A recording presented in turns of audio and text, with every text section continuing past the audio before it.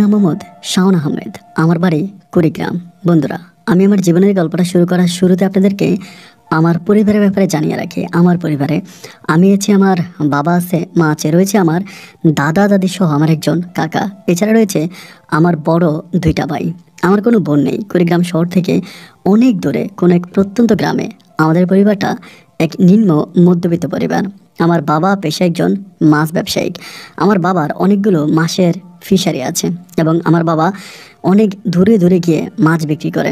আমার বাবা শুরুতেই যদিও একজন জেলে ছিল, মানে হিন্দু ধর্মাবলম্বী লোকদের সাথে বিভিন্ন কুয়ায় এখানে ওইখানে গিয়ে আমার বাবা মাছ ধরতো এবং সেই মাছের একটা ভাগ আমার বাবা পাইতো। তারপরে গঞ্জের বাজার গিয়ে বিকালবেলা এই মাছগুলো বাবা বিক্রি করতো। এই প্রফেশনটাকে আমাদের এলাকার মানুষগুলো খুব ভালোভাবে নিচ্ছিল না, যার জন্য আমার বাবা আস্তে আস্তে এই ব্যবসাটা ছেড়ে দেয়। মানে এই ধরনের মাছ ধরে বিক্রি করা ব্যবসাটা ছেড়ে দিয়ে আমার বাবা তখন নিজেই কিছু জমি নেয় এবং জমিগুলোর মধ্যে খনন করে আমার বাবা মাছ ফেলে। সেই মাছগুলো বড় হওয়ার পরে বাবা বিক্রি করে। পেশায় আমার বাবা একজন ভালো মানের মৎস্য ব্যবসায়িক। অনেকে আমার বাবাকে মাছ ব্যবসায়িক নামে খুব ভালো করে চিনে। আমি আমার জীবনের গল্পটা আমার স্কুল জীবন থেকেই শুরু করি। আমি কুড়িগ্রামে আমাদের ওই প্রত্যন্ত গ্রামেরই কোনো একটা স্কুলে পড়াশোনা করতাম। আমার যেহেতু বড় দুইটা ভাই ছিল এবং আমি যেহেতু সবার ছোট, মা বাবা দাদা দাদি সবাই মিলে আমাকে নিয়ে অনেক স্বপ্ন দেখে যে আমি ছোটোবেলা থেকেই পড়াশোনার প্রতি নাকি খুব বেশি মেধাবী ছিলাম। তারা ভাবতেছিল যে এরকম করে ইনশাল্লাহ আমি কোনো একদিন খুব ভালো একটা রেজাল্ট করব, অনেক ভালো রেজাল্ট করব এবং জীবনের খুব ভালো একটা পয়েন্টে যাব, খুব ভালো একটা চাকরিও পাবো। এই স্বপ্ন নিয়ে আমার বাবা মা দুজনে আমাকে পড়াশোনা করাচ্ছে। আমার জন্য অনেক টাকা পয়সা তারা খরচ করতো। আমার খুব মনে আছে, সকালবেলা আমাকে মা সবসময় ভালো মানের খাবার দিত। যদি একটা মাছ রান্না করা হতো, সেই মাছের মাথাটা আমাকে খেতে দিত এবং যদি বাসায় ধরেন একটা ডিম আছে, আমার দুই ভাইকে না দিয়ে ওই ডিমটা আমার মা তখন আমাকে দিত, আমি খেতাম। মানে সবসময় দেখা যায় বাইরে গেলে ভালো একটা জামা পাইলে, ভালো জুতা পাইলে বা যেখানে যাই পাইতো, ভালো মানের জিনিসটা আমাকে দিত। রান্না করার পরে সর্বপ্রথম মা আমাকে খাবার দিত। এত পরিমাণে আমাকে আদর করতো, যত্ন করতো, ভালোবাসতো। তো বলে না যে অতিরিক্ত ভালোবাসা আমি কেমন জানি একটু অনীহা হয়ে উঠতেছিলাম। মানে বাবা মা আমাকে এত বেশি ভালোবাসা দিয়েছে যে আমি খুব বেশি বেপরোয়া হয়ে উঠি। এরকম করে সময়গুলো কাটতে কাটতে একটা সময় আমি আমাদের স্কুলের ক্লাস 9-এ পড়ি। ওই সময় কিন্তু আমার যে বড় দুইটা ভাই ছিল তারা কিন্তু বাবার সাথে মাছের ফিশারিতে কাজ করতো। বড় ভাইয়া আধা রাত এবং এর মেজো ভাইয়া আধা রাত করে রাতের বেলায় ফিশারি পাহারা দিত এবং বাবা দিনের বেলায় পাহারা দিত। এভাবে আমার ভাইয়ারা বাবা মিলে মাছের ব্যবসা করতো। আলহামদুলিল্লাহ আমি তখন ক্লাস 9-এ পড়াশোনা করতাম। তো যেহেতু বাবা মা দুজনে আমাকে অনেক বেশি ভালোবাসতো, তো তাদের ওই ভালোবাসায় আমি একটু বেপরোয়া হয়ে উঠি। আমাদের স্কুলেরই একটা মেয়েকে আমার খুব ভালো লাগে, মানে খুব বেশি ভালো লাগে এবং ভালো লাগার একটা পর্যায়ে আমি তখন মেয়েটাকে প্রেমের প্রস্তাব দিই। আমি তখন সবেমাত্র ক্লাস 9-এ পড়ি। প্রেম ভালোবাসার এই বিষয়টা আমি খুব ভালো বুঝতাম, কারণ ছোটোবেলা থেকে আমার অনেক স্বপ্ন ছিল নায়ক হওয়ার অনেক স্বপ্ন ছিল বলে আমি প্রচুর পরিমাণ সিনেমা দেখতাম। স্কুল ফাঁকি দিয়ে আমি আমার মায়ের কাছ থেকে টাকা নিয়ে, বড় ভাইয়া বাবার কাছ থেকে টাকা নিয়ে গোপনে গোপনে আমি আমাদের কুড়িগ্রামের সিনেমা হলে চলে যেতাম। ওখানে গিয়ে আমি সিনেমা দেখতাম। প্রচুর পরিমাণের সিনেমা প্রিয় একজন মানুষ আমি ছিলাম। সো ক্লাস 9-এর বয়সে আমি অনেক পেকে যাই, যার জন্য আমি আমাদের স্কুলে একটা মেয়েকে তখন প্রেমের প্রপোজাল দেই, তাকে ভালোবাসার প্রস্তাব করি। আমি ছাত্র হিসেবে কিন্তু খুব খারাপ ছিলাম না, মোটামুটি অনেক ভালো একজন মেধাবী ছিলাম। এই মেয়েটাকে প্রেমের প্রস্তাব দেওয়ার পরে এই মেয়েটা এই বিষয়টা আমাদের স্কুলের হেড টিচারকে জানাই দেয়। আমি ওকে চিঠি লিখি, চিঠির মাধ্যমে ভালোবাসার প্রস্তাব করি। তো তখনও করে কি আমাদের এলাকার যিনি আমাদের স্কুলের যে হেড টিচার ছিল তাকে নিয়ে সে চিঠিটা দেয়। দেওয়ার পরে স্যার তখন আমাকে অফিস কক্ষে ডাকে আমাকে জিজ্ঞেস করে এটা সত্য কিনা এবং এই চিঠি আমি লিখেছি কিনা। তো চিঠি যেহেতু আমার হাতের লেখা, এটা তো আর অস্বীকার করার কোনো কারণ নেই। আমি বললাম যে জি স্যার, চিঠি আমি লিখছি এবং এই মেয়েটাকে আমি পছন্দ করি। মনে হয় না কখনো কোনো চোরকে এলাকাবাসী এভাবে গণদোলাই দেয়। আমাকে ওই দিন আমার শিক্ষক যেভাবে মারছে, উনি মারতে মারতে হাঁপিয়ে ওঠে, মানে ক্লান্ত হয়ে যায়। ক্লান্ত হয়ে যাওয়ার পরে আমাদের যিনি সহকারী শিক্ষক ছিল তাকে ডেকে আনে। সহকারী প্রধান শিক্ষককে ডেকে এনে আমাকে বলে যে স্যার এবার আপনি মারেন। এরপর ওই স্যার আমাকে মারে, এত পরিমাণের মারে ওই স্কুল কক্ষে আমি অজ্ঞান হয়ে যাই। আপন ভাই শুনেছিলাম এখন নাকি স্কুলের মধ্যে ব্যাট ব্যবহার করা হয় না, মানে স্কুলের মধ্যে এখন কোনো ছাত্রকে মারার জন্য ব্যাট ইউজ করা হয় না। আমার কাছে মনে হয় যে শিক্ষকদের হাতে ব্যাট দেওয়ার কারণে তারা ছাত্রীদেরকে এত বেশি অত্যাচার করতো, যার জন্য বাধ্য হয়ে সরকার স্কুল থেকে ব্যাট জিনিসটাকে উঠিয়ে দিয়েছে, পানিশমেন্ট জিনিসটাকে উঠিয়ে দিয়েছে। তো এত পরিমাণে আমাকে মারা যায়, আমি ওখানে অজ্ঞান হয়ে যাই। জ্ঞান হারিয়ে ফেলার পরে আমাকে তখন ওরা নাকি ধরাধরি করে হসপিটালে নিয়ে যায়। স্কুলের পাশে হসপিটাল ছিল। তো সেখানে নিলে আমাকে সুস্থ করা হয়, সুস্থ করলে আমি তখন বাড়ি যাই। মানে আমার ভিতর তখন এমন একটা ভয় ঢুকে যায় যে আমার কাছে মনে হয় যে শিক্ষকগুলো কষাই, তারা আমাকে মেরেও ফেলতে পারে। মানে আমি একটা মেয়েকে প্রেমের প্রস্তাব দিলাম, তাকে ভালোবাসার কথাটা বললাম, সে হয়তো শিক্ষকের কাছে বিচার দিয়েছে, ভালো কথা, কিন্তু তাই বলে তারা আমাকে এরকম করে মারবে? কেউ বিশ্বাস করবে কি না জানি না। আমি প্রায় 15 দিনের মতো বিছনা থেকে উঠতে পারি নাই। মানে 15 দিন আমি শুধু বিছনার মধ্যে শুয়েছিলাম। এত পরিমাণের জ্বর আমার হয়েছে, আমার শরীরে এখনও মনে হয় এই ভারীর দাগগুলো এখনও আছে। মানে লাস্ট পর্যন্ত যখন আমাকে মারতেছিল তখন নাকি আমার প্রতিটা বেতের আঘাতেই নাকি আমার রক্ত বেরোচ্ছিল, মানে শরীর থেকে চিচ্চিরিয়ে রক্ত বেরোচ্ছিল। এত পরিমাণের টর্চার, এত পরিমাণের অত্যাচার, এত পরিমাণের নির্যাতন আমার উপর ওরা করে। যাই হোক, এরপরে স্কুলের প্রতি আমার একটা ঘৃণা জন্মে যায়, শিক্ষকদের প্রতি আমার একটা ঘৃণা জন্মায়। আমি তখন আর স্কুলে যাই না। তখন আমি আমার ভাইয়াদের সাথে রাতের বেলা গিয়ে ফিশারিতে বসে থাকি, স্কুলে যাই না। তো এই বিষয়টাতে আমার আব্বা আম্মা দুজনেই প্রচুর কষ্ট পায়। মানে তাদের অনেক স্বপ্ন ছিল যে আমি পড়াশোনা করে অনেক বড় হব, মানুষের মতো মানুষ হব। তো সেক্ষেত্রে আমি পড়াশোনা ছেড়ে দিয়েছি, তারা খুব বেশি মর্মাহত হয়। আমার বাবা তখন আমার স্কুলের হেড টিচারের কাছে গিয়ে বলে যে আমার সন্তান তো এখন স্কুলে আসতেছে না, এটা তো ভালো দেখায় না, এখন কি করা যায়? তখন আমার হেড টিচার, মানে যিনি আমাকে মারছিল, এবং ওই 2 স্যারে তখন একদিন আমাদের বাড়িতে মিষ্টি নিয়ে আসে সন্ধ্যার সময়, এবং মিষ্টি নিয়ে এসে আমাকে জড়াই ধরে বলে যে শাওন, যা হবার তা হয়ে গেছে, শিক্ষকরা মারতেই পারে, শিক্ষক হচ্ছে বাবার সমতুল্য, তো আমরা সরি, তুই স্কুলে চল। আমাকে অনেক বুঝাইছে, কিন্তু আমার ভিতর কেন জানি এই পড়াশোনা জিনিসটাই একটু ব্যতিক্রমধর্মী হয়ে গেছে। মানে এই যে দীর্ঘদিন স্কুলে যাই না, তা আমার আর ভালো লাগে না। তো স্যার আমাকে খুবভাবে বোঝায়, এতভাবে বোঝায় যে আমি আসলে বলে বোঝাতে পারবো না। এভাবে রিকোয়েস্ট করার পরে একবার যে আমি তখন স্কুলে যাই, মানে স্যারদের বোঝানোর পরে স্কুলে যাই, এবং স্কুলে গেলে পরে এরপর থেকে আমি প্রায় সপ্তাহখানিকের মতো স্কুলে যাই। সপ্তাহখানিক পরে আমি আবার বন্ধ করে দিই, মানে এরপরে আমি আবার আর যাই না। তো এরপরে যাই না আর যাই না, আমার স্কুল জীবন ওখানেই শেষ হয়ে যায়। আমি আর তখন স্কুলে যাই না, বাড়ির মধ্যেই থাকি। এরকম করেই সময়গুলো কাটতেছিল। তো তখন আবার শিক্ষকরা আমাকে অনেকবার অন্য ছাত্রদেরকে পাঠাইছে আমাকে স্কুলে নিয়ে যাওয়ার জন্য, বাট আমি আর গেলাম না। তখন ভাইদের সাথে মাছের ফিশারিতে বসে থাকে, আব্বা আমা দুজনেই বুঝাইছে, মানে প্রচণ্ড রকমভাবে আমাকে বুঝিয়েছিল, বাট তাতে কোনো কাজ হয়নি। আমি কারো কোনো কথাই শুনি নাই, এবং প্রত্যেককে আমি একটা কথাই বলছি যে না, আমি আর পড়াশোনা করবো না, তোমরা যত যাই করো, যতই কিছু করো, আমি আর পড়াশোনা করবো না, আমি আর স্কুলের বারান্দায়ও যাবো না। ঠিক তাই, আমি আর স্কুলের বারান্দাও যাইনি, এবং আমি আর পড়াশোনাও করি নাই। এমন করে তখন আমি আমার সময়গুলোকে পাস করতে শুরু করি, বন্ধুবান্ধবের সাথে মিশা, বাইরের সাথে রাতের বেলা গিয়ে ফিশারিতে মাছ ধরা, এবং বা মাছের ট্রাক আসলে ট্রাকে মাছ বিক্রি করা, এরকম করে আমার সময়গুলো কাটতে থাকে। এভাবে প্রায় অনেক দিন কেটে যায়। এমন করতে করতে একদিন আমার মা আমার উপরে খুব ক্ষেপে যায় যে আমি কেন স্কুলে যাই না, কেন পড়াশোনা বন্ধ করে দিয়েছি। একদিন সন্ধ্যার সময় আমার মা আমাকে খুব মারে, এত পরিমাণে আমাকে মারে যে আমি আসলে বলে বোঝাতে পারবো না, খুবভাবে আমাকে মারে। তো মায়ের ওই দিন রাতে মার খাওয়ার পরে আমি তখন গেলাম যে স্কুলে গেলেও শিক্ষকরা মারে, বাড়িতে থাকলেও মা মারে, তা আমি করবোটা কি? আমি ওই সময় কী করছি, ওই রাতে রাগ করে বাড়ি থেকে বেরিয়ে গেছি। রাগ করে বাড়ি থেকে বেরিয়ে গেছি, এবং বেরিয়ে যাওয়ার পরে আমি তখন কুড়িগ্রামে চলে গেছি, মানে কুড়িগ্রাম শহরের দিকে চলে গেলাম। এবং শহরের দিকে চলে যাওয়ার পরে আমি তখন অনেক খোঁজাখুঁজির পরে একটা মুদির দোকানে চাকরি পাই। একটা মুদির দোকানে চাকরি করি টানা প্রায় 2 বছরের মতো। একটানা 2 বছর আমি আমার পরিবারের সাথে কোনো যোগাযোগ রাখিনি, মানে 2 বছর আমি বাড়িতেই আসি নাই। বাবা মা ভাইয়ারা কে কোথায় আছে আমি কারো কোনো খবর নেইনি। 2টা বছর আমি কুড়িগ্রামের মুদির দোকানে চাকরি করি। 2 বছর পরে আমার কেন জানি মনে হচ্ছিল যে আমি আমার পরিবারে যাব, মানে খুব খারাপ লাগতেছিল আর কি। 2টা বছর খুব রাগ করেছিলাম, এবং 2 বছর পর আমি তখন বাড়িতে ফিরে আসি।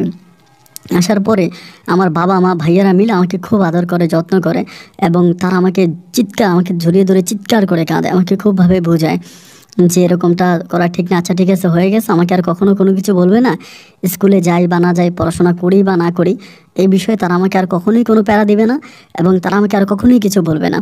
মানে ওরকম করে তারা আমাকে খুবভাবে বোঝায়। তা আমি বললাম যে আচ্ছা ঠিক আছে, তাহলে আমি আর, মানে ওদেরই কথাবার্তা মতো আর কি। দেন আমি তখন সব কিছু অ্যাকসেপ্ট, মানে মেনে নিলাম। তো তখন আমি আবার বাড়িতে চলে আসছি, এখন বাড়িতেই থাকতেছি। কিন্তু ওই যে মুদির দোকানের ব্যবসাটা করছি না, ওইটা আমি মোটামুটি খুব ভালো একটা বুঝি। তো আমাদের এই গ্রামে একটা মুদির দোকান আছে, হালিম ভাইয়ের দোকান। তা আমি মাঝে মাঝে হালিম ভাইয়ের দোকানে গিয়ে বসি। বসার পরে কোন মালটা কেমন, কোন মালটা কত দিয়ে কিনতে হয়, কোন মালটা টিকবে, কোন মালটা নষ্ট হবে, আমি বিষয়গুলো ভালো বুঝি। তো ওনার দোকানে 5-6 দিন থাকলে পরে মানে উনি আমার আব্বাকে একদিন বলে যে, আমার আব্বাকে বলে যে দেখেন আপনাদের শাওন কিন্তু এই মুদির ব্যবসাটা অনেক ভালো বোঝে, আপনার 2টা ছেলে তো আপনার সাথে কাজ কাম করে, আপনার ফিশারিতে কাজ করে, বাট এই ছেলেটা তো কোনো কিছু করে না, একেবারেই বেকার। আমি যেহেতু মুদির দোকান করি, ওরাও একটা মুদির দোকান দিয়ে দেন আপনাদের এলাকাতে।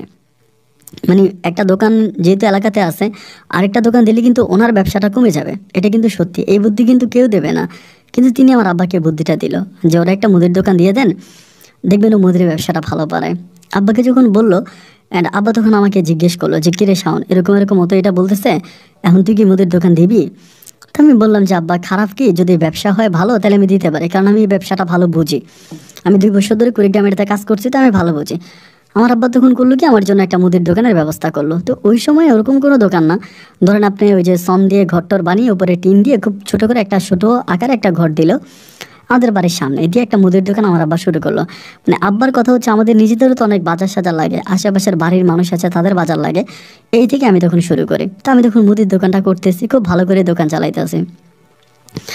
একটা 3 বছরের মুদির দোকান চালাই। 3 বছর চালানোর পরে এই দোকানটা আমি ওখান থেকে ভেঙে আমাদের যে বড় বাজার আছে, বড় বাজারের মেইন বাজার না, মানে মেইন বাজারের ভিতর না, বড় বাজারের পাশে আমি তখন একটা খাল আছে, খালের পরে আমি তখন আমার একটা মুদির দোকান নিয়ে যাই।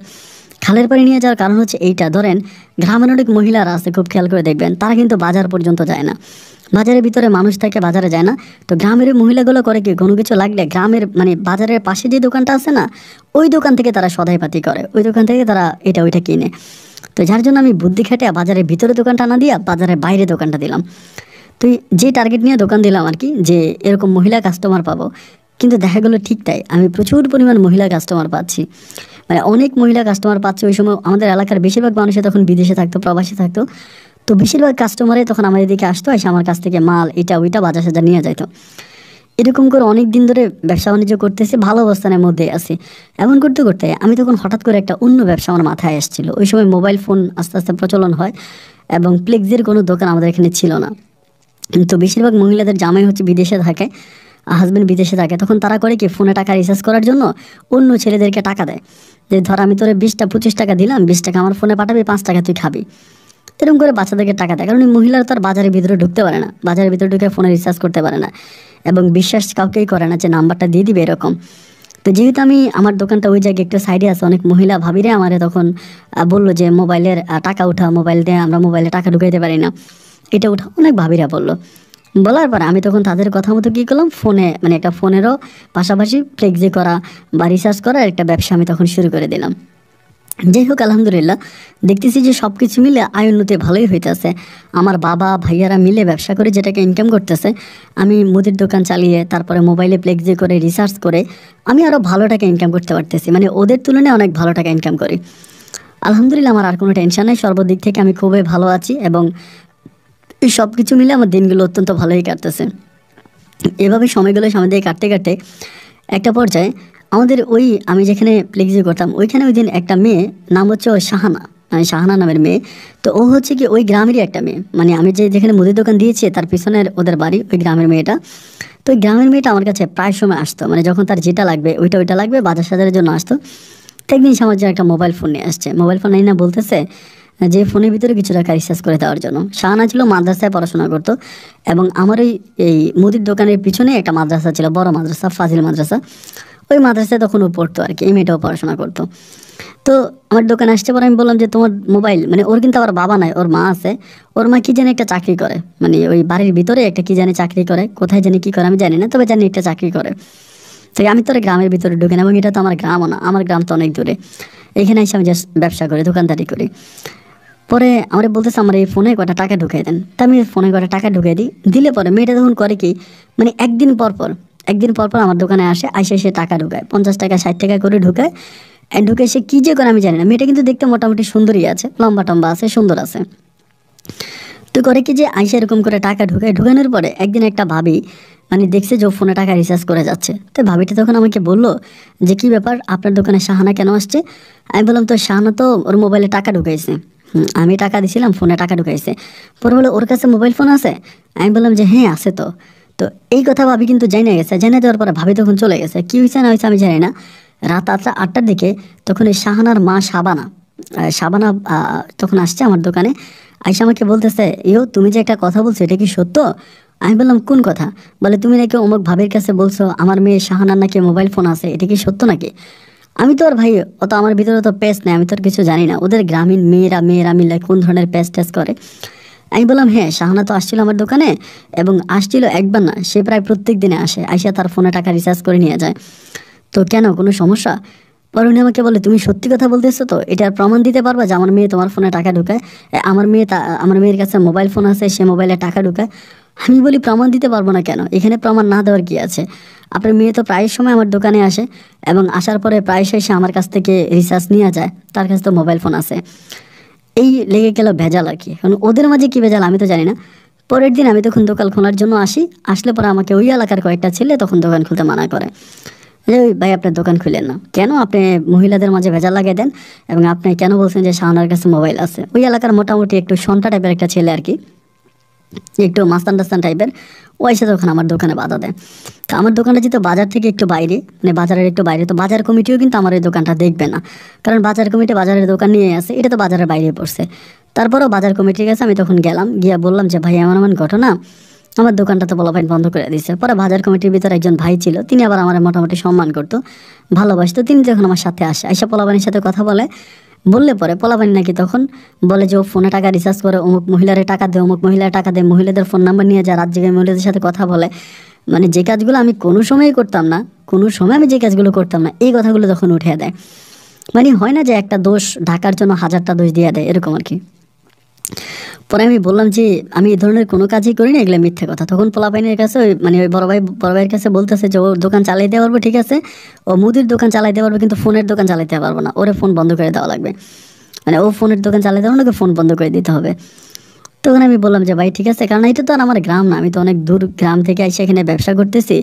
এখন মানে ওদের সাথে ঝগড়া করতে আমি আর দোকানদারি করতে পারবো না, দেখা যায় ওদের সাথে ঝগড়া করবো, মানে কালকে আমার দোকানের মাল সব নিয়ে যাবে, তা কিছু করতে পারবো না।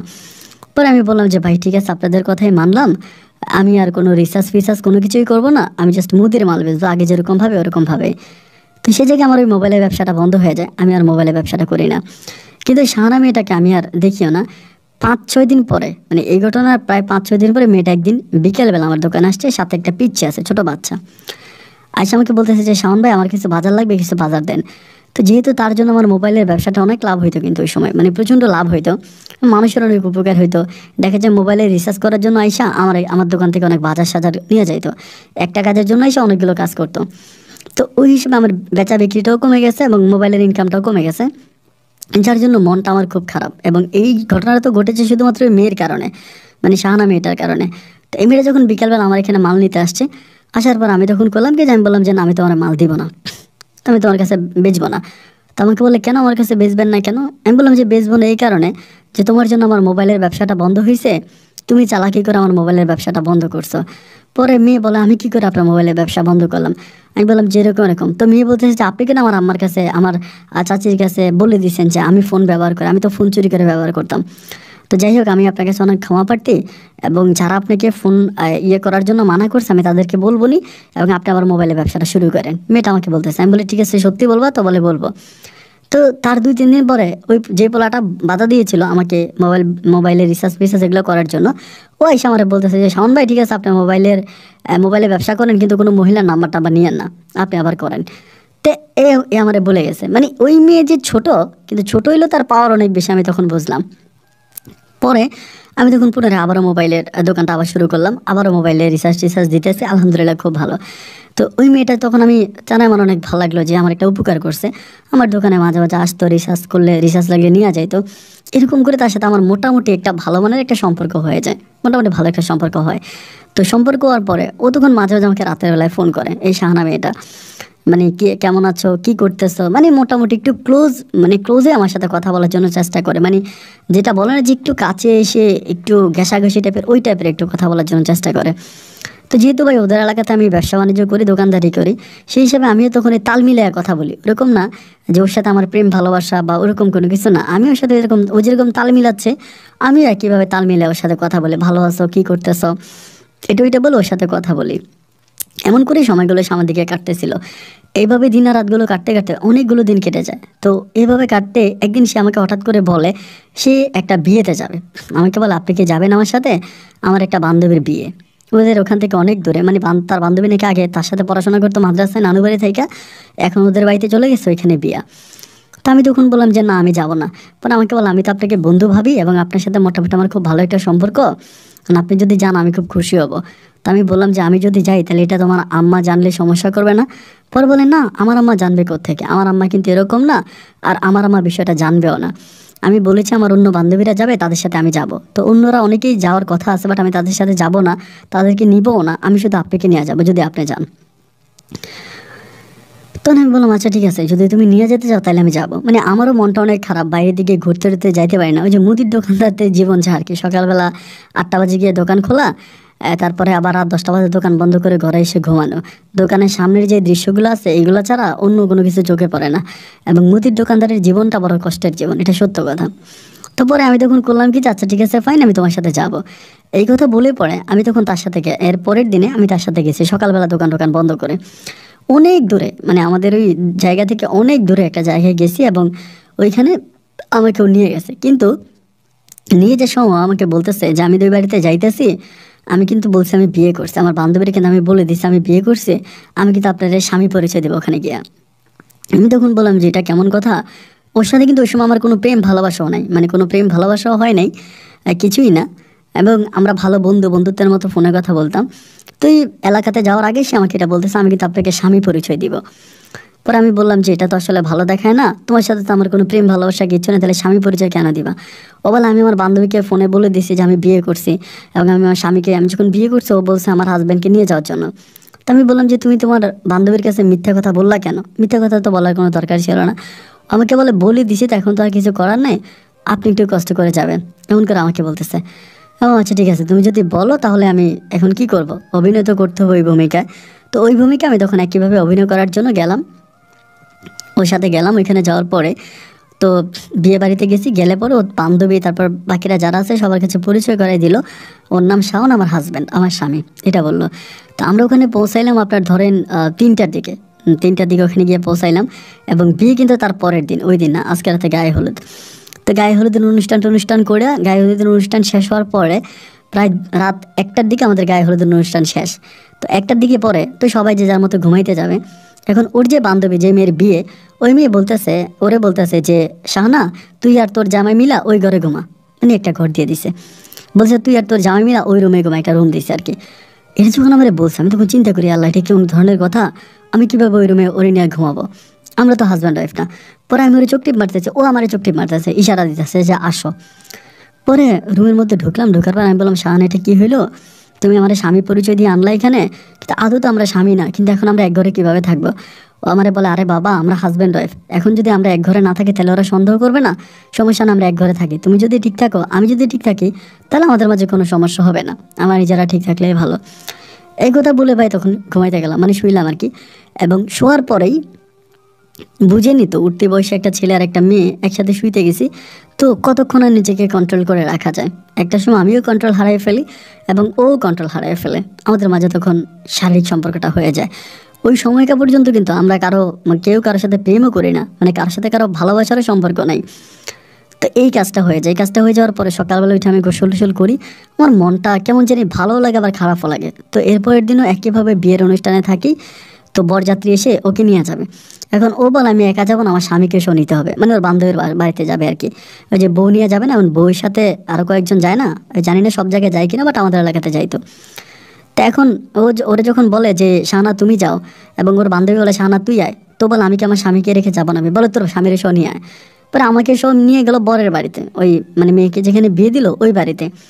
না ওই বাড়িতে যাওয়ার পরে একই অবস্থা, এখন আমি কি আর আমার বউকে, মানে শাহানাকে আমাদেরকে এক ঘরে থাকতে দিছে আবারও, এবং সেখানেও হচ্ছে আমাদের ওই রাত আমাদের সম্পর্ক হয়। এবং এইভাবে তো ওইখান থেকে চলে আসার পরে মানে ওইখানে বিয়ের অনুষ্ঠান শেষ, 2 দিন থাকি, থাকা পরে চলে আসতেছে বাসের মধ্যে। ও তখন আমার কাঁধের উপরে মাথা রেখে বলতেছে যে 2টা দিন তো তুমি আমার স্বামী ছিলা, এখন তুমি কি সারাটা জীবন আমার স্বামী হয়ে থাকবা? আমি কি তোমাকে স্বামী হিসাবে সারাটা জীবন পাবো? ওর কথাগুলো শোনার পর আমি তখন মানে ওর মাথায় হাত দিয়ে বলতেছি শাহানা আমাদের মাঝে তো কোনো প্রেম ভালোবাসা হয়নি, এবং এটা যদি তুমি অ্যাক্সিডেন্ট মনে করো তাহলে একটা অ্যাক্সিডেন্ট, আর যদি অ্যাক্সিডেন্ট মনে না করো তাহলে ঠিক আছে, আমি মেনে নিলাম যে তুমি আমার বউ এবং আমি তোমাকে বউ হিসাবে স্বীকার করব, আমি খুব দ্রুতই তোমাকে বিয়ে করব। তা আমাকে বলে তাহলে ঠিক আছে তুমি তাড়াতাড়ি আমাকে বিয়ে করার ব্যবস্থা করো, এবং আমি তোমার সাথে একইভাবে থাকতে চাই, একইভাবে থাকতে, যেটা আমাকে বলে।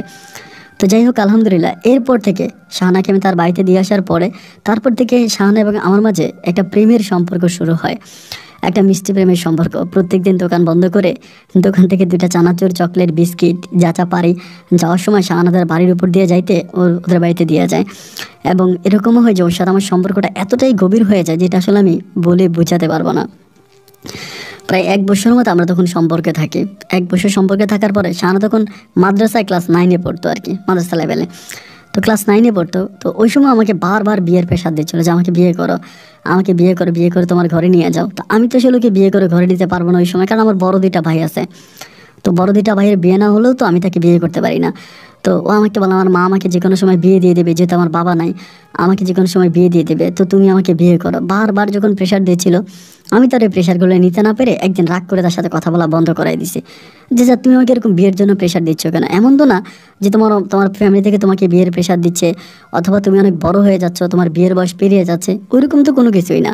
তুমি তো ছোট এবং তোমার বিয়ে তো এখন হওয়ার কোনো কথাই নাই না। আমরা আপাতত রিলেশনে থাকি, পরে বিয়ে করব। তো বিয়ের জন্য কেন এরকমভাবে আমাকে প্রেশার করতেছো? যেটার উপরে রাগ করে আমার সাথে কথা বলা একটু কমাই দিয়েছে। মানে রিলেশনটা আগে যেভাবে যাইতো ওভাবে না, আমি একটু স্পেস দিয়ে দিলাম আর কি সম্পর্কের মাঝে।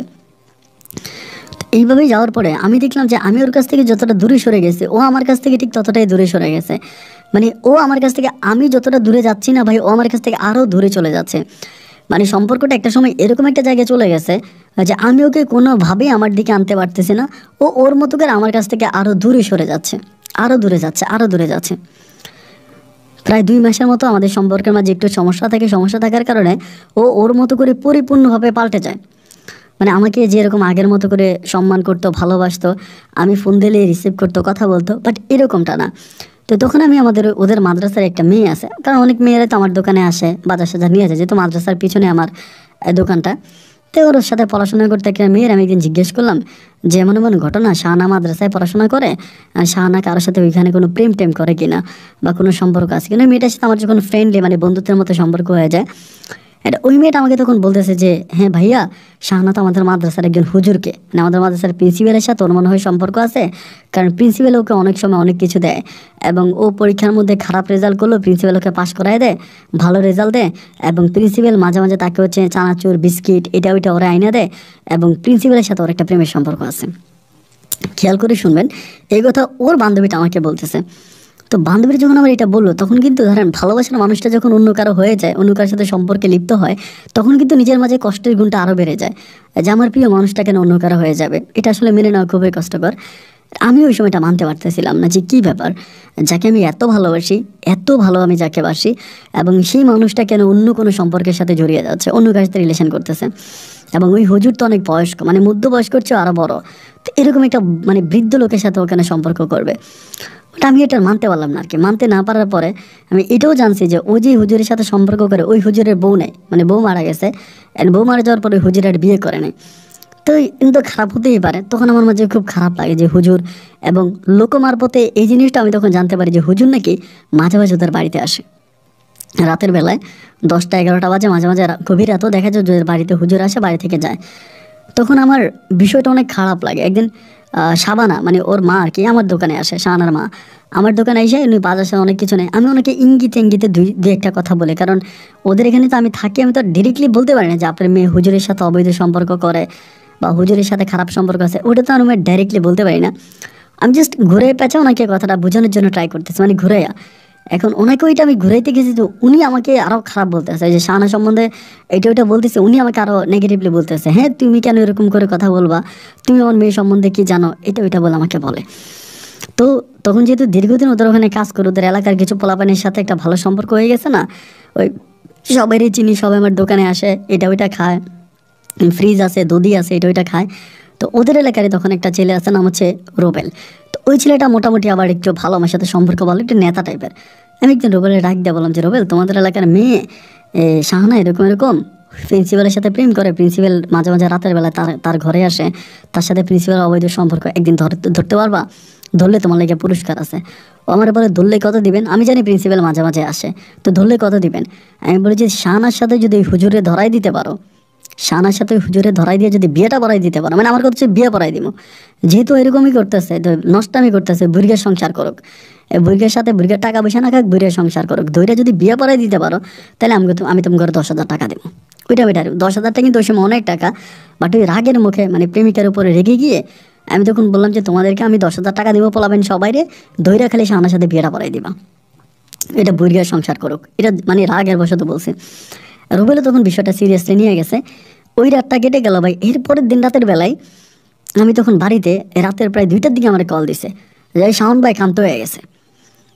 আমি বললাম কাম হয়ে গেছে মানে কি হয়ে গেছে? বলে ভাই ধরে ফেলছি তো, ধরে দোনোটারে বিয়ে পড়াই দিছি, মানে বিয়ে পড়াই দেওয়ার জন্য বসছি এখন।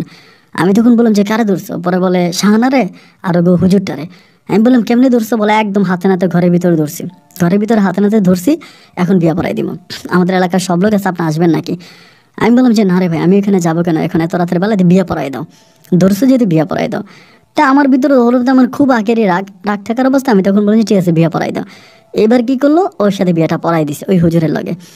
পরের দিন দোকানে আসছি, আসার পরে তো সবাই তখন হাসাহাসি করে, কেউ শাহানার বিয়ে হয়ে গেছে, হুজুরের প্রিন্সিপালের সাথে বিয়ে হয়ে গেছে, মানে এই বিষয়টা তখন মুহূর্তের মাঝে পুরো এলাকাতে ছড়াই গেছে। এরকম একটা ঘটনা, ধরা খাওয়ার পরে বিয়ে হয়েছে, তো এটা তো নর্মাল কোনো ব্যাপার না, এটা খুব এই বিষয়গুলো খুব তাড়াতাড়ি মানে বাতাসের সাথে খুব দ্রুত ছড়িয়ে পড়ে, এবং খুবই দ্রুত বিষয়টা সবার মাঝে ছড়িয়ে গেল যে শাহানা এরকম এরকম একটা হুজুরের সাথে ধরা খেয়ে বিয়ে হয়ে গেছে, এবং হুজুরের বিয়ে করে বাড়িতে নিয়ে গেছে। তো যাই হোক, এই সাবজেক্ট এখানে আমার ক্লোজ, কারণ শাহানা যেহেতু বিয়ে হয়ে গেছে, হুজুর যেহেতু বিয়ে করেই ফেলছে, তো এখানে তো আর আমার কোনো কিছু থাকে না, বা আমার কোনো কিছু বলার থাকে না, আমি কোনো কিছু করতেও পারবো না। যাই আমি তখন চুপ হয়ে গেলাম যে ঠিক আছে বিয়ে হয়েছে ভালো কথা, অ্যান্ড ওই ঘরেও ভালো থাকুক, আল্লাহ ওরে সুখে রাখুক, শান্তিতে রাখুক, ও ভালো থাকুক।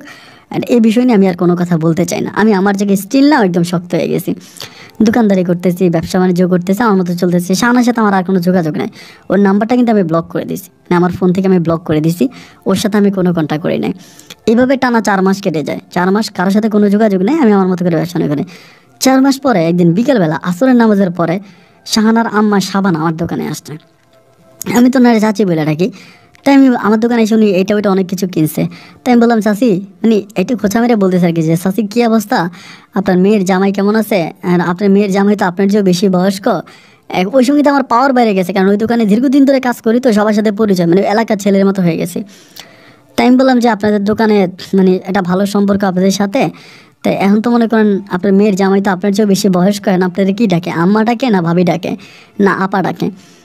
পরে আমার দিকে তাকে আছে এবং খুবই মায়াবী একটা নজরে তাকে আছে, খুব মায়াবী একটা নজরে তাকে আছে, মনে যেন ওনার ভিতরে অনেক কষ্ট, এরকমটা ওনাকে দেখে মনে হয় যেন কলিজাটা ফেটে যাচ্ছে, এমন একটা অবস্থা। পরে আমি বললাম যে কী হয়েছে, আপনি কি আমার কথায় রাগ করতেছেন নাকি, আমার সাথে রাগ করছেন? তো আমার মায়ের বয়সে একটা মানুষ, মানে যদি আবার সে মনে কষ্ট পায়, মানে অভিশাপ দেয়। পরে আমি বললাম যে আপনি কি রাগ করছেন আমার উপরে, আমারে বলেন। পরে বলে না বাবা, রাগ করবো কেন, 10 জনের মুখ কি আর বন্ধ করা যাবে, মানুষ যেটা সেটা তো বলবে। আজকে তো প্রতিটা দিন প্রতিটা রাতে এই সমস্ত মানুষের কথা শুনে আসছি আর কি, তো কিছু তো করার নেই, আর কি বলবো, যা হবারটা হয়েছে। তো আমারে বলে তোমার সাথে আমি একটা গোপন বিষয় একটু কথা বলতে পারি, তুমি যদি কাউরে না বলো। এই কথা শাহানার মা আমারে বলতেছে। আমি তখন বললাম যে ঠিক আছে বলেন, গোপন বিষয়ে কোন কথা বলবেন, আমি তো কাউরে বলবো না, এবং কাউকে বলার প্রয়োজনও নেই, আমি বলবো কেন। পরে আমারে বলতেছে যে শাওন, শুনেছিলাম মানুষের মুখে, আমি তো কখনো জানি না বা আমি কখনো দেখিও নাই, লোক মারফতে শুনেছিলাম, লোকের মুখে শুনেছিলাম যে তুমি নাকি শাহানারে পছন্দ করতে, কথাটা কি সত্য? মানে হঠাৎ করে যখন এরকম একটা কথা বলে, তখন শত হইলেও তো এক সময় শাহানাকে ভালোবাসতাম এবং গভীরভাবে তাকে ভালোবাসতাম। যখন হঠাৎ করে তার মা এই কথাটা বললো, আমার ভিতরটা তখন কেমন জানি একটু কেঁপে উঠছে, মানে অনেক খারাপ লাগে গেছে। আমি তখন বললাম যে আপনি আর কিছু নেবেন, নাহলে আপনি চলে যান। পরে আমার বলতেছে তুমি কি আমার কথায় রাগ করছো বাবা?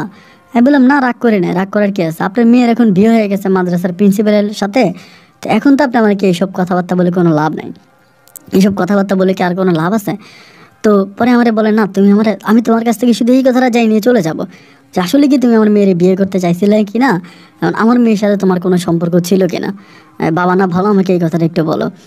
তা আমি বললাম যে যেহেতু আপনি এতই জানতে চাচ্ছেন বা এতই শোনার জন্য পাগল হয়েছেন, তাইলে আমি আপনার কাছে বলতে পারি, যেহেতু আপনার এতই শোনার বা জানার আগ্রহ। হ্যাঁ, শাহানার সাথে আমার একটা সম্পর্ক ছিল, একটা সময় আমি তারে খুব পছন্দ করতাম, এবং খুব ভালোবাসতাম, এটা সত্য কথা। কিন্তু ও আমাকে বিয়ের জন্য খুব প্রেশার দিছিল। তো আমার তো বড় দুইটা ভাই আছে, তো ওই সময় কিন্তু আমার বড় দুইটা ভাই একসাথে বিয়ে করে ফেলছে। আমার বড়টা এবং ছোটটা একই দিনে একই সাথে বিয়ে হয়ে গেছে দুটোটার, মানে আমার পরিবার থেকে বিয়ে করাই দিচ্ছে আর কি। এবং আরেকটা মজার ব্যাপার হচ্ছে একই বোন, মানে বড় বোন ছোট বোনরা আমার বড় ভাইয়ের আর ছোট ভাইয়ের বিয়ে করাইছে, মানে মেজো ভাইয়ের বিয়ে করাইছে এক পরিবারে।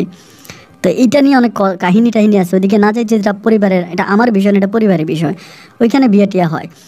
তো এখন আমি বললাম যে ওই সময় তো আমাকে বিয়ের জন্য ও বলছিল, বাট আমি তো বিয়ে করতে পারি নাই, কারণ আমার বড় দুইটা ভাই বিয়ে ছাড়া আছে। এখন আমি যদি বিয়ে করি তাহলে আমার বড় দুইটা ভাই বিয়ের কি হবে, এবং তারা তো মনে খুব কষ্ট পাবে। তো আমি ভাইদের মনে কষ্ট দিতে চাই নাই বলে আমি বিয়ে করি নাই। তো এটার জন্য তো শাহানা আমাকে ছেড়ে চলেই গেছে, এখন এসব কথা আসতেছে কেন? পরে আমার বলে, শাহানা যে তোমাকে ছেড়ে গেছে এটা তো তাহলে শাহানার দোষ নাই, দোষ তো তোমার। শাহানা তোমাকে বিয়ে করতে বলছে, তুমি শাহানাকে বিয়ে করো নাই, এবং বিয়ে করো নাই বলেই তো শাহানা অন্য একটা রাস্তায় চলে গেছে, নাহলে তো সে যাইতো না। আমার মেয়েটা তো তোমাকে পছন্দ করতো, সেটা না আমার কাছেও বলছে। পরে আমি বলি যে তো এখন এসব কথা বলে আর কোনো লাভ আছে? অলরেডি হুজুরের বউ।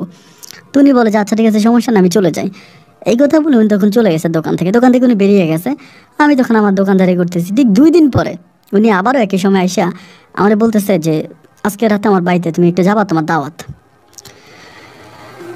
এটা যখন বললো, আমি তখন বললাম যে কী রে ভাই, এটা মহিলা তো আমার পিছনে ভালো করে লাগছে। আমি তখন বললাম যে না না না, আমি রাতে আপনার বাড়িতে যাইতে পারবো না, আমি আপনার বাড়িতে দাওয়াত খেতে পারবো না। আপনি আমার কী দাওয়াত দেন, মানে দাওয়াতটা কিসের? মানে আমার বলে তুমি আমার সন্তানের মতো, আমার ওই ঘুরে ফিরে সব আবেগী কথা, ইমোশনাল কথা, যে তুমি আমার সন্তানের মতো, আমার ছেলের মতো, আমি তোমার দাওয়াত দিলে তুমি যাবা না, আমি দাওয়াত দিলে কি তুমি আমার ঘরে দাওয়াত খাবা না, মানে এমনি আবেগী কথাবার্তা বলতেছে। তা আমি বললাম যে দেখেন, আপনি আমার এগুলো কেন বলতেছেন? আপনার ঘরেও বা আমাকে কেন নিতে চান? আপনার ঘরে দাওয়াত বা আপনি আমাকে কেন খাওয়াইতে চান? তো এইসব কেন করতেছেন? মানে এসব করার কারণটা কী কারণ? পরে আমাকে বললো কোনো কারণ নাই, তুমি আমার কাছে আমার ছেলের মতো। এখন আমি বলছি তোমার আমার ঘরে দুবেলা মানে 2 মুঠো ভাত খাওয়ার লাগা, এখন যদি যাও আমি মনে শান্তি পাবো, এরকম করে উনি মানে খুবই আবেগ দেখিয়ে আমার সাথে কথা বলতেছে। তা আমি বললাম যে যেহেতু এতটাই আবেগ দেখাচ্ছে বা ভালোবাসা দেখাচ্ছে, আমি বললাম আচ্ছা ঠিক আছে আমি যাবো। আমি কয়টার দিকে যাবো বলে 9টার দিকে এসো। তো আমার ভিতর কিন্তু খুব ভয় কাজ করতেছে, আল্লাহ জানে, না জানি গেলে আজকে আবার কোন বিপদে পড়ি। এরপর ওদের এলাকার পোলাপানির লগে যেহেতু আমার একটা ভালো সম্পর্ক আছে, রুবেল ভাইটে তারা আছে, তাদেরকে জানালাম যে ভাই এমন এমন ঘটনা, ওর মা তো আমার দাওয়াত দিছে। বলে আরে ভাই ওর মা কী করবো, আপনার দাওয়াত খাইতে চান, কিছু হলে আমার ফোন দেন, আমরা পোলাপাইনে আছি, রেডি আছি, আমরা সারা রাতে রাস্তাঘাটে আছি, আপনি ফোন দেন কোনো ঝামেলা হইলে। তো এই পোলাপাইনগুলো যখন আমার এমনি একটা সাহস দিল যে ঠিক আছে সমস্যা হবে না, এই পোলাপাইনের সাহসের উপরে আমি তখন হচ্ছে রাতের বেলায় 9:30টার দিকে দোকান বন্ধ করে ওদের বাড়িতে গেছি সাইকেল নিয়ে, শাহানাদের বাড়িতে। যাওয়ার পরে দেখলাম যে ঠিকই ওর মা যেমনি আমাকে দাওয়াত দিছে, রান্না বান্না করে এটা ওইটা রান্না করে একদম পুরো ভরপুর রান্না করে রাখছে, রাইখা আমারে বলতেছে খাওয়ার জন্য। তাই আমি তখন বললাম যে এটা খুব নাকি খাবারের সাথে কিছু মিশিয়ে দিছে, তাও তো বুঝি না। তো যাই হোক, পরে খাওয়া দাওয়া শুরু করলাম, ঘরে যাই খাইতেছি। তাই খাওয়া দাওয়া শেষ হলো, শেষ হওয়ার পরে ওর মা তখন আমার দিকে তাকায় আছে, মানে এমন একটা নজরে তাকায় আছে যে ওনার মনে হয় কলিজাটা ফেটে যাচ্ছে, এরকমভাবে খুবই মায়ার নজরে তাকায় আছে। তাই আমি তখন বললাম যে চাচি আপনি কি আমার কিছু বলবেন, মানে আপনি এমনভাবে আমার দিকে তাকাইতেছেন, মনে হয় আপনার অনেক কষ্ট হইতেছে, মানে আপনি কি কিছু আমার বলতে চান, মানে গুরুত্বপূর্ণ কোনো কিছু কি বলবেন? পরে আমার বলে বাবা তোমার একটা কথা বলবো, তুমি কি রাখবা? এমনি আমি বললাম যদি রাখার মতো কথা হয় তাহলে তো অবশ্যই রাখবো, রাখবো না কেন, কী কথা আপনি আমারে বলেন। আমারে বলে যে তুমি কি আমাকে শাহানারে বিয়ে করবা এমনি। আমি তো শোনার পর বাবা কী রে মহিলা কী বলে, আজকে 1 বছরের উপরে শাহানা সংসার করতেছে হুজুরের সাথে, এখন আমাকে বলতেছে আমি কি শাহানাকে বিয়ে করবো কিনা। পরে আমি বললাম যে এই কথা আপনি কেন বলতেছেন, আমি শাহানাকে বিয়ে করবো কেন? শাহানা হুজুরের সাথে আছে, হুজুরের সংসার করতেছে, তাহলে আমি কেন শাহানাকে বিয়ে করবো? পরে আমারে বলে তুমি শাহানারে বিয়ে করবে এই কারণে, কারণ আমার মেয়েটা ওই হুজুরের সাথে ভালো নাই, এই বয়স্ক লোকটার কাছে আমি মেয়েটার বিয়ে দিছি, এই মেয়েটা হুজুরের সাথে ভালো নাই, এবং হুজুর তাকে প্রতিনিয়ত তার গায়ে হাত তোলে, এবং এই হুজুর তাকে অত্যাচার করে মানসিকভাবে শারীরিকভাবে, এই সমস্ত দিক থেকে আমি ওই বুড়া লোকের কাছে আমার মেয়েটারে রাখবো না। আমি ওখান থেকে আমার মেয়েটাকে নিয়ে আসবো, এবং এনে আমি আমার মেয়েটাকে আমি তোমার কাছে বিয়ে দেবো, তুমি আমার মেয়েটাকে বিয়ে করো, এবং তুমি আমার মেয়েটাকে নিয়ে সংসার করো, বাবা না ভালো, এরকম করে নিয়ে আমরা বলতেছে। তাহলে ওনার কথা শুনে তো তখন আমি একটু অন্যরকম হয়ে গেলাম, কিরে ভাই এখন উনি আমাকে এরকম করে ধরতেছে। আমি তখন বললাম যে না ওর তো বিয়ে হয়ে গেছে, আমি কেন বিয়ে করবো? তা আমার হাতে পায়ে ধরে কান্না করতেছে, আমার মেয়েটারে তুমি পছন্দ করতে, আমার মেয়েটারে তুমি ভালোবাসতা, ও নাইলে একটা ভুল করেই ফেলছে, একটা অন্যায় করেই ফেলছে, এখন আমি ওই হুজুরের থেকে ওকে নিয়ে আসবো তালাক করাইয়া বা ডিভোর্স করে, যেমনি পারে এমনি নিয়ে আসবো, আইনে আমি তোমারে দেবো, তুমি আমার মেয়েটারে বিয়ে করে তুমি আমার মেয়েটারে নিয়ে সংসার করো, এবং বাবা না ভালো, মানে ওরকম করে জড়াই ধরে টারে কান্নাকাটি করতেছে। আমি তখন বললাম যে আচ্ছা ঠিক আছে, আপনি যদি এরকমই করতেছেন, আপনি আমাকে আজকে রাতটা একটু চিন্তা করতে দেন, আমি আপনাকে কালকে বিকেল আমার দোকানে আসলে জানাবো। উনি বলে আচ্ছা ঠিক আছে, তুমি ভেবে চিন্তা আমাকে জানাইও। এই কথা বলে উনি তখন চলে গেল, চুপ হয়ে গেছে। আমি তখন আমার মতো করে ওখান থেকে চলে গেছি, মানে ওই দোকান থেকে আমি সরি ওই বাড়ি থেকে আমি চলে গেছি আমার বাড়িতে গিয়া। তো আমি তখন রাতের বেলায় চিন্তা করতেছি কি করা যায়, বড় দুইটা ভাই তো বিয়ে করে ফেলছে, আমারও বিয়ে করার সময় হয়েছে, আব্বা মামার জন্য মেয়ে দেখতেছে, বিয়ের জন্য আমাকেও একরকম প্রেশার দিতেছে। তখন আমি চিন্তা করলাম, তো আমি যদি বাইরে একটা মেয়েকে বিয়ে করি, মানে বাইরের একটা মেয়েকে বিয়ে করলে আমি করতে পারি, তো তখন আমার ভিতরে শাহানার প্রতি একটা মায়া কাজ করতে শুরু করে, বা একটা সিম্প্রীতি আর কি, যে হায়রে শাহানার তো আসলে তেমন কোনো দোষ নাই। শাহানা তো আমাকে বিয়ে করার জন্য বারবারই বলছিল যে আমাকে বিয়ে করো, এবং আমি তো ইচ্ছে করে তারে বিয়ে করি নাই, এবং আমি যখন তাকে বিয়ে করি নাই, তো সে আমার উপরে হিট দেখাইয়া হুজুরের সাথে প্রেম করছে। তো এবং হুজুরের সাথে প্রেম করছে, এটা সে আমার উপরে হিট করেই করছে, বা আমার উপর রাগ করেই করছে, আমি যেহেতু তাকে বিয়ে করি নাই। এবং হুজুরের সাথে যখন সে প্রেম ভালোবাসা লিপ্ত হয়েছে, তখন আমি পোলাপাইন লাগাই দিছি, মানে এলাকার পোলাপাইন। তারা যেটা বললো যে তারা একসাথে নাকি শাহানাকে ধরেও নাই, মানে একসাথে কিন্তু শাহানাকে ধরেও নাই। তো এই পোলাপানের কাছ থেকে যেটা শুনছি, ওই হুজুর নাকি বাইরে ছিল, বাইরে দিয়ে ওদের উঠানে গেছে, উঠানে যাওয়ার পরে তারা হুজুরে ধরে চিৎকার করছে, শাহানা দরজা খুলছে, মানে জোর করে শাহানা রুমে নাকি ওই হুজুরে ঢুকিয়ে দিছে। এটা রুবেল ভাই আমাকে বললো আর কি, যে জোর করে শাহানা রুমে হুজুরে ঢুকিয়ে দিছে টাকার জন্য, ধরে ওইখানে জোর করে পোলাপানি বিয়ে পড়াই দিছে। তো একই রুমে কিন্তু শাহানার সাথে ধরাও খায় নাই। তো যাই হোক, এই শাহানার আজকের এই পরিণতির জন্য আমি দায়ী, মানে আমি মোটামুটিভাবে দায়ী আছি, এবং আমার জন্য শাহানার এরকম একটা অবস্থা হয়েছে, মানে নিজের বিবেকের কাছে আটকাই গেছি। এবং বিবেকের কাছে আটকে আমি তখন বললাম যে ঠিক আছে, মানে মনে মনে বললাম আর কি যে আমি শাহানারে বিয়ে করব।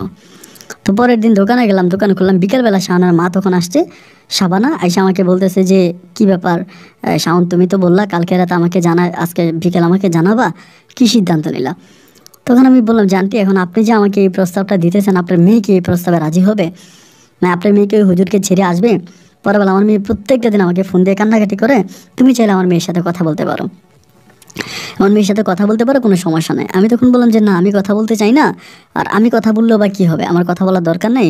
এখন যদি আপনার মেয়ে আমাকে বিয়েই করে বা আমার সাথে সংসারই করে, তাহলে মেয়েকে ওইখান থেকে নিয়ে আসেন, ওইখান থেকে নিয়ে আসেন, নিয়ে আসলে পরে এরপরে না হয় আমি জান, আপনি যদি এতই এরকম করেই বলতেছেন, এবং আমারও যেহেতু আমি ওর সাথে একটা সম্পর্কে জড়িত ছিলাম, তাহলে আমি ওরে বিয়ে করবো। আমি আলহামদুলিল্লাহ আমি বললাম যে আমি ওকে বিয়ে করবো, কিন্তু আপনি ওই পরিবার থেকে ওকে নিয়ে আসেন। পরে বলো বাবা দেখো, কিন্তু পরে কিন্তু আবার ফিরে যায় না, কারণ তুমি যদি ফিরে যাও তাহলে কিন্তু আমার মান সম্মান কিছুই থাকবে না, আমি কিন্তু তখন বিপদে পড়বো, এখান থেকে তো আমি মেয়েকে নিয়ে আসবো। আমি তখন বললাম যে আপনি এখান থেকে মেয়েকে নিয়ে আসেন, এখান থেকে মেয়েকে নিয়ে আসেন, আমি কথা দিলাম যে আমার বিয়ে করবো। এই কথা ওনারে দিলাম, দেওয়ার পরে উনি তখন কী করলো, ওইখান থেকে মেয়েকে আনার ব্যবস্থা করতেছে। এক সপ্তাহ না, 3-4 দিনের ভিতরে উনি মেয়ের ওইখান থেকে পরিপূর্ণভাবে নিয়ে আসছে। হুজুরের সাথে ডিভোর্স করায়, তালাক করায়, কেমনি কী করছে তারা জানি না, ওইখান থেকে নিয়ে আসছে। আনার পরে আমার কিন্তু এই পর্যন্ত শাহানার সাথে কোনো কথা নাই, ওর মায়ের সাথে কথা হচ্ছে, শাহানাকে দেখিও না। পরে আইনা 4 দিন পরে আসছে, আইসা বলতেছে বাবা শাওন, তোমার সাথে আমার যেমনি কথা হয়েছে, আমি এমনি কাজ করছি, আমার মেয়ের ওই হুজুরের কাছ থেকে নিয়েছে।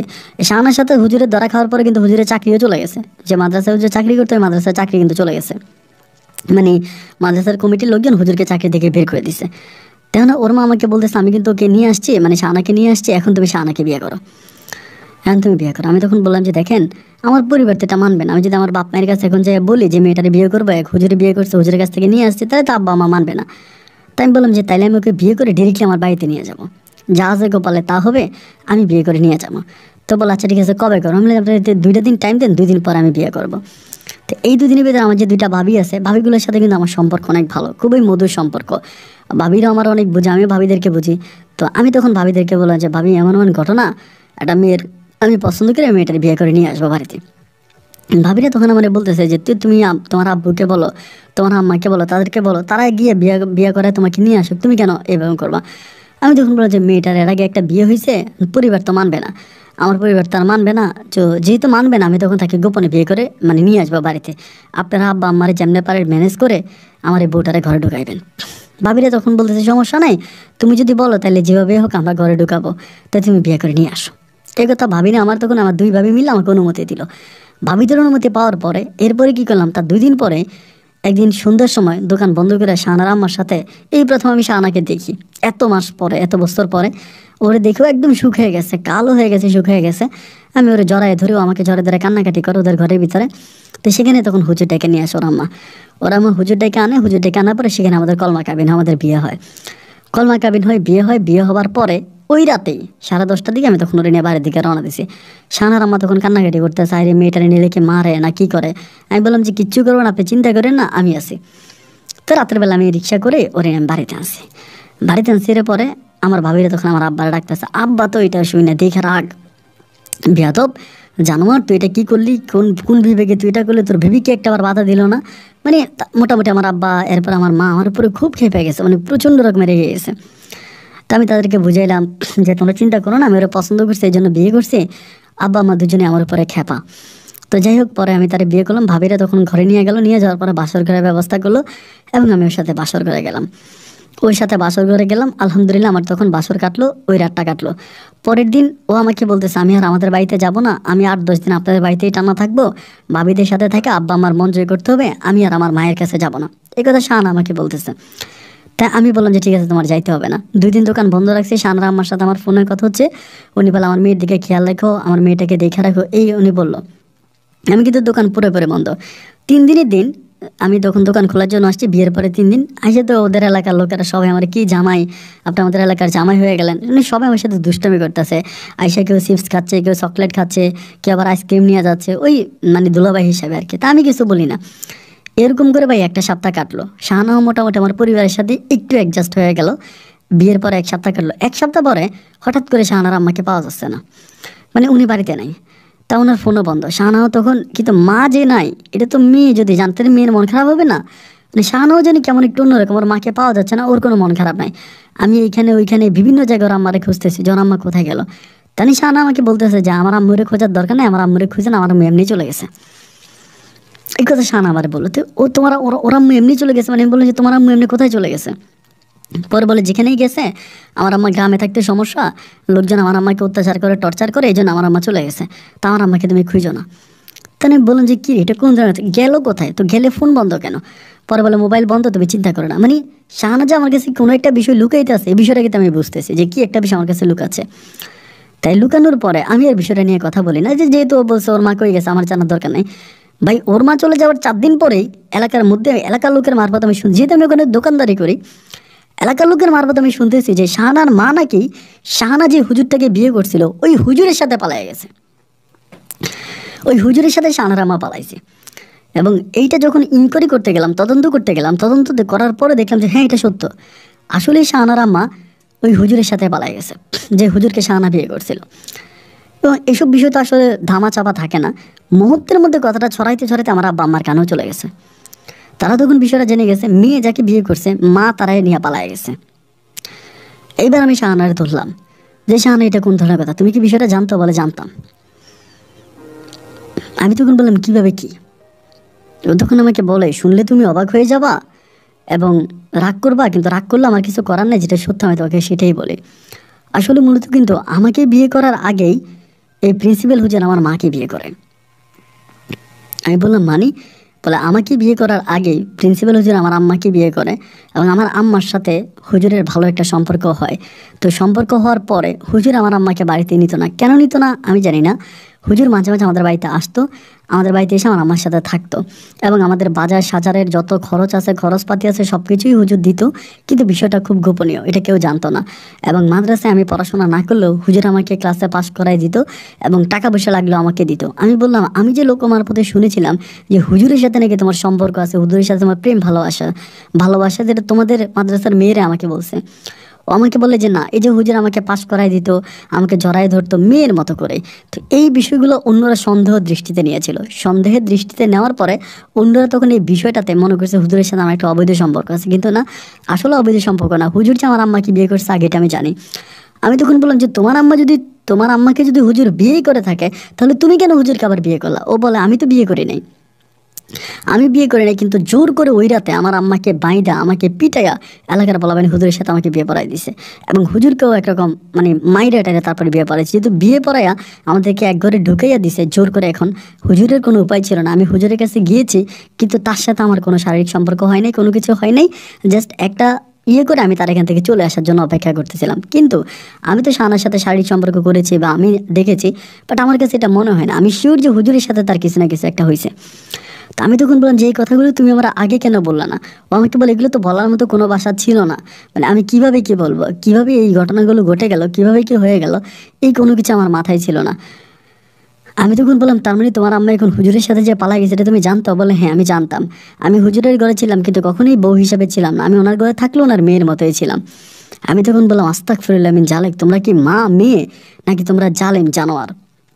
এটা বলে জাস্ট শাহানার সাথে আমি একটুখানি দূরে আসলাম, শাহানা আমাকে যেমনি বুঝাইলো আর কি, ওই বুঝটা নিয়ে আমি আসলাম। কিন্তু এই বুঝতো আর আমার বাপ মাই বুঝবে না, আমার এলাকাবাসী বুঝবে না, আমার ভাইয়েরা বুঝবে না, আমার ভাবিরা বুঝবে না।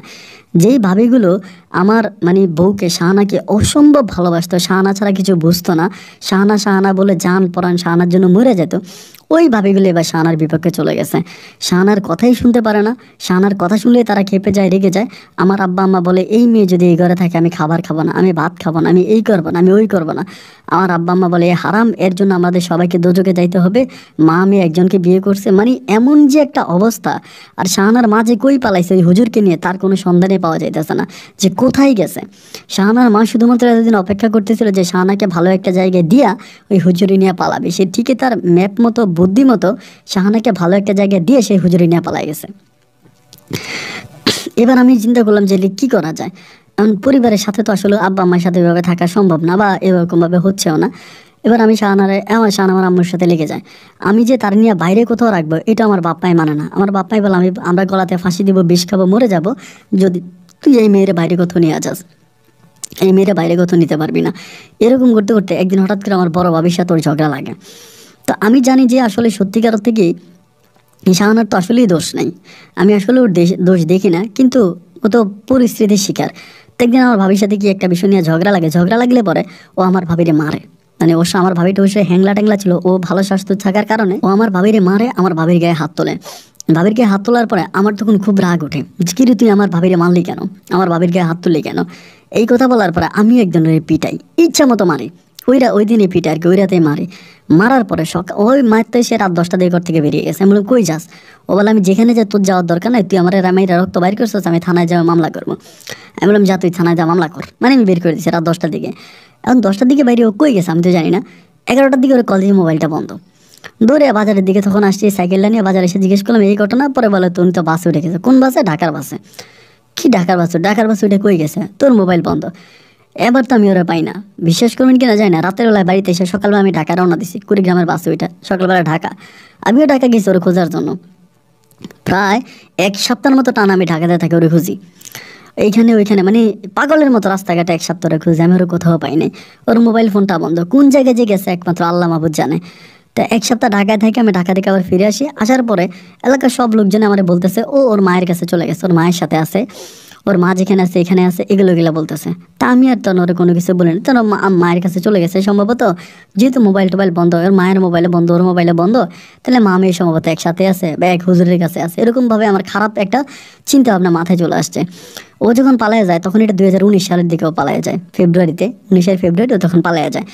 19-এও চলে যায়, যাওয়ার পরে 20 সালে তখন করোনা ভাইরাস আসে দেশে, 20-21 সালে পুরো এই করোনা। 22 সালের লাস্টের দিকে, আপনার ফেব্রুয়ারির দিকে, 22 সালের নভেম্বরের দিকে আমি লোক মারফতে জানতে পারি ওনাকে ঢাকাতে অনেক বড় লোকের এক লোককে বিয়ে করছে। এটা 2022 সালে এক বড় লোকেও বিয়ে করছে, ওইখানেও আছে শাহানা, এটা আমি জানি। মানে গ্রামের মানুষের মুখে শুনতে পাই, গ্রামের অনেকে নাকি গেছে দেখছে। তা আমার ওর কই গেছে না গেছে আমার জানা, আমি কিন্তু আর বিয়ে করিনি। পরিবার থেকে চাপ দিতেছে বিয়ে করার জন্য, বিয়ে কর, আমি কিন্তু আর বিয়ে করি না, কারণ আমার জীবনে যে অ্যাক্সিডেন্টগুলো ঘটে গেছে এরপর আবার বিয়ে করা, সংসার করা, এগুলো ভাই আমি আর করতে পারবো না, যার জন্য আমি বিয়ে করিনি। তো 2022 সালের দিকে লাস্টের দিকে এই নিউজটা জানতে পারি। 2023 সালের জুন মাসের দিকে, 2023 জুনের দিকে ও হঠাৎ করে ওর জামাই নিয়া একটা খুবই বয়স্ক একটা, মানে ওইটা নাকি ওর হাজব্যান্ড, একেবারে বয়স্ক, মানে আদা মরা যাকে বলে আর আদা বুইরা, ওই ব্যাটারে লইয়া তখন আমাদের গ্রামে ঢুকে। এবং আমাদের গ্রামে ঢুকা মাত্রই ভাই আমি কি বলবো আসলে বলে বোঝাতে পারবো না, আমার মনে হয় একদিনে ও 10 লাখ টাকা খরচ করে। ওই এমন এক গাড়ি নিয়ে আসে, ওই গাড়ি আমাদের এলাকার মানে এমপিও চালাইতে পারে না, মানে আমাদের এলাকার এমপিরও এত সুন্দর গাড়ি নেই। ওই বুইরারে নিয়ে, ওই গাড়ি নিয়ে ও তখন আমাদের বাড়িতে ঢুকে, আমাদের গ্রামে ঢুকে। ঢোকার পরে আমাদের গ্রামের মানুষদেরকে 2 হাত বেড়ে দিতেছে, 10,000, 5,000, 20,000, 50,000 করে দিতেছে।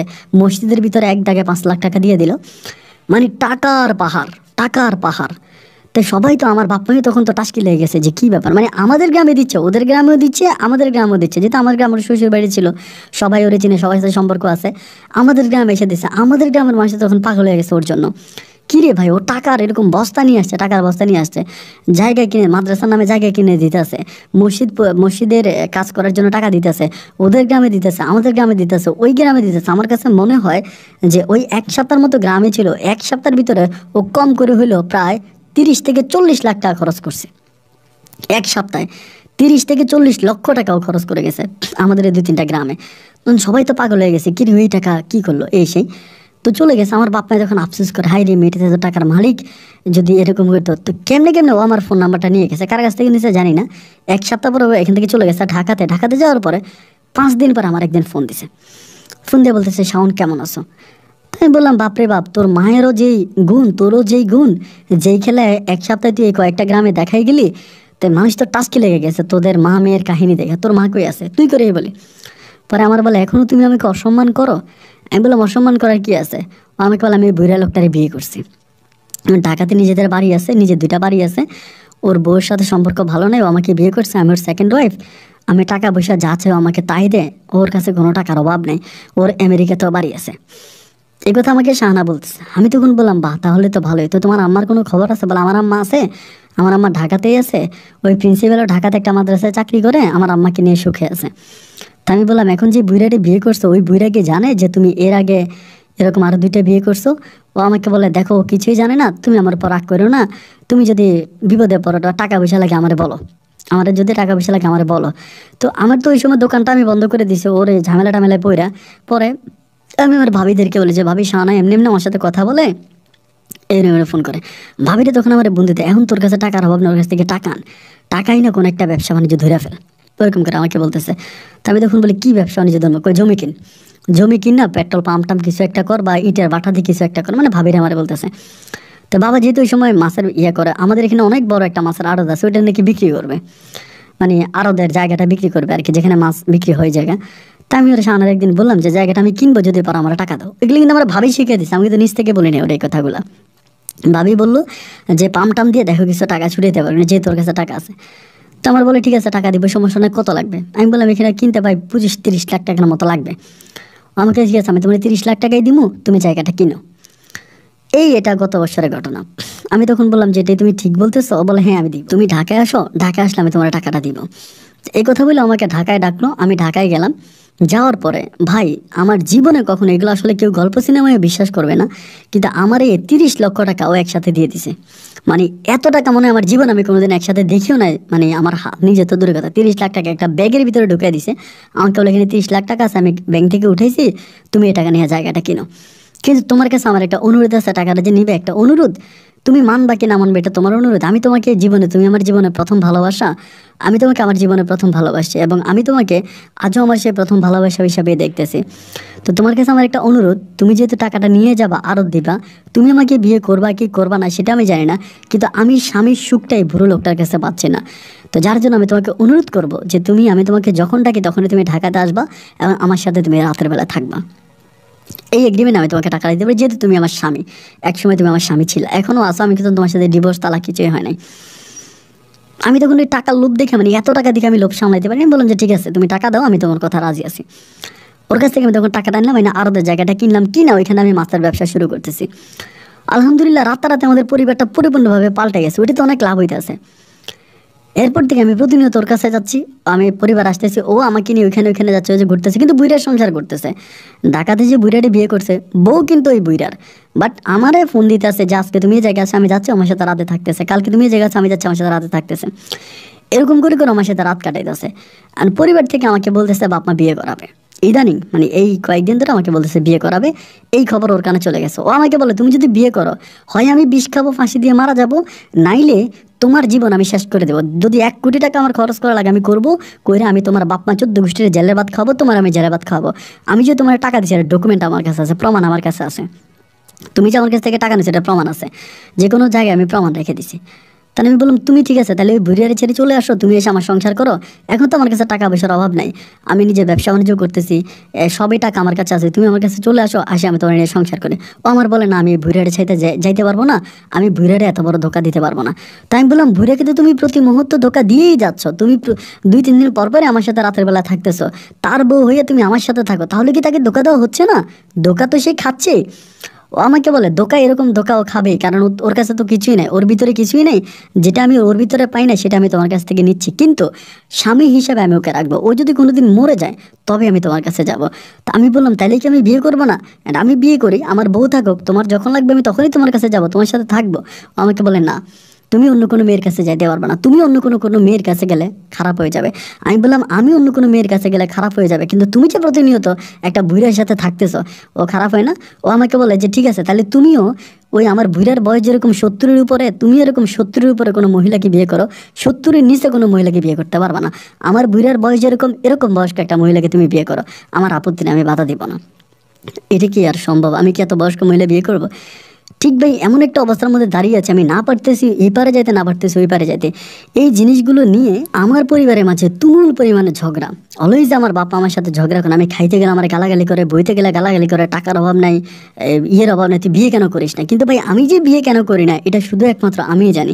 এইটা আমি না পারি আমার পরিবারের বুঝাইতে, না পারি আমার ভাইদেরকে বুঝাইতে, না পারি ভাবিদেরকে বুঝাইতে, না পারি এলাকাবাসীকে বুঝাইতে, না পারি আমার ওয়াইফ শাহানাকে বুঝাইতে, আমি কাউকে বুঝাইতে পারি না। আমি এখন কোন দিকে যাব, কি করব? আমি কি শাহানাকে ছেড়ে দিয়ে গোপনে বিয়ে করব? আর বিয়ে করলে কি শাহানা আমাকে ভালোভাবে থাকতে দিবে, নাকি শাহানার জন্য অপেক্ষা করবো ওই বুড়া মরে যাওয়া পর্যন্ত? বুড়া মরলে শাহানা আমাকে বিয়ে করবে, নাকি আমি বাড়ি থেকে পালিয়ে যাব, নাকি আমি বিদেশে চলে যাবো? আমি কি করবো কোনো কিছুই বুঝতেছি না ভাই।